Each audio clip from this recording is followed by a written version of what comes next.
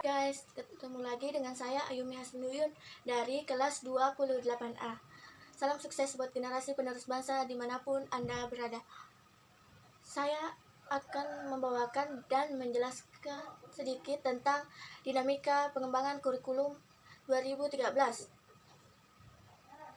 Yang pertama, adanya dinamika perubahan dan pemuktahiran kurikulum 2013. Perlunya pemuktahiran kurikulum mencakup beberapa dokumen, yaitu terdiri atas standar kompetensi lulusan, kerangka dasar kurikulum, struktur kurikulum, silabus, rencana pelaksanaan pembelajaran, buku pedoman, dan buku teks pembelajaran. Pada perubahan dan pemuktahiran kurikulum 2013 yang telah dilaksanakan, kurikulum standar kompetensi lulusan dan kerangka kurikulum tidak mengalami perubahan, sedangkan pada struktur kurikulum terjadi perubahan. Fokusnya penataan ulang pada kompetensi inti, kompetensi dasar, dan silabus ini. Adapun esensi pelatihan guru, perlu mengetahui semua pemuktahiran kurikulum.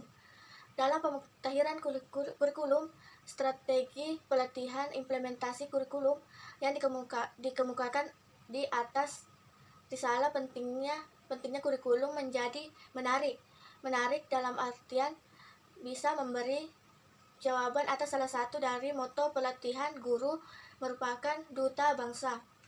Meminjam istiwa Mendikbud Anies Baswedan apabila ditorehkan predikat melukis masa depan bangsa.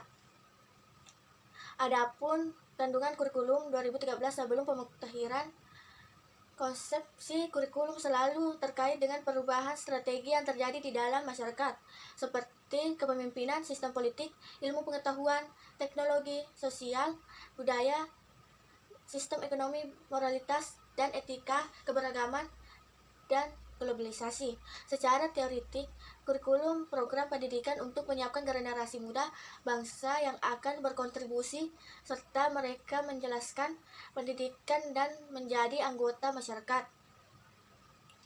Dalam pernyataan tersebut, dapat dimaknai bahwa perubahan kurikulum merupakan kegiatan rutin yang kondisinya dilakukan, tetapi dilakukan jika memang kondisinya semakin perubahan atau ketidakselarasan aspeknya. Nah, adapun kandungan kurikulum 2013 setelah mengalami pemuktahiran sebagai rujukan untuk mengadakan perubahan pemuktahiran kurikulum 2013 yang telah dilaksanakan sebagai bertahap bagi sekolah pada tahun 2013, yaitu yang pertama, Surat Edaran Mendikbud Republik Indonesia nomor 179.342-MPK-DR-2014 perihal pelaksanaan kurikulum 2013, Permendikbud Republik Indonesia nomor 140 tahun 2014 tentang perlakuan kurikulum tahun 2006 dan kurikulum 2013. Dalam dua peraturan perundang-undangan tersebut tersirat bahwa kurikulum 2013 yang diimplementasikan perlu diperbaiki karena terdapat ketidakselarasan antara ide desain kurikulum sehingga ketidakselarasan gagasan dengan isi teks dan ketidakselarasan pembelajaran dan implementasinya. Tujuan kurikulum mencakup 4 kompetensi, yaitu pertama, kompetensi sikap spiritual, yang kedua, sikap sosial, yang ketiga, pengetahuan, yang keempat, keterampilan. Kompetensi tersebut dicapai melalui proses pengajaran ekstrakurikuler atau intrakurikuler. Rumusan kompetensi sikap spiritual yaitu siswa mampu menghargai dan menghayati ajaran agama yang dianutnya. Adapun rumusan kompetensi yaitu siswa mampu menunjukkan perilaku jujur, disiplin, tanggung jawab, dan peduli, bahkan santun dan percaya diri dalam berinteraksi secara afektif dalam lingkungan sosial dalam jangkauan pergaulan dan keberadaannya. Kedua kompetensi tersebut dapat dicapai melalui pembelajaran tidak langsung, yaitu keteladanan, kebiasaan, dan budaya sekolah dengan memperhatikan karakteristik mata pembelajaran serta kebutuhan kondisi siswa. Penumbuhan dan pengembangan kompetensi sikap dilakukan sepanjang proses pembelajaran berlangsung dan dapat digunakan sebagai guru dalam mengembangkan karakter siswa lebih lanjut.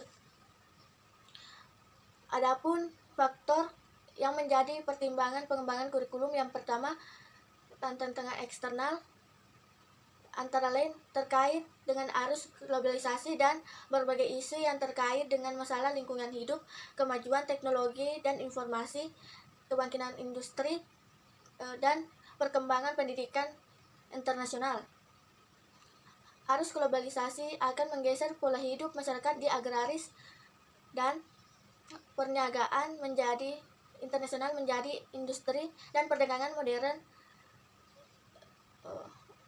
seperti WTO, APEC, TIMS, dan menunjukkan pencapaian anak-anak Indonesia tidak menggembirakan dalam beberapa kali laporan yang dikeluarkan TIMS dan PISA.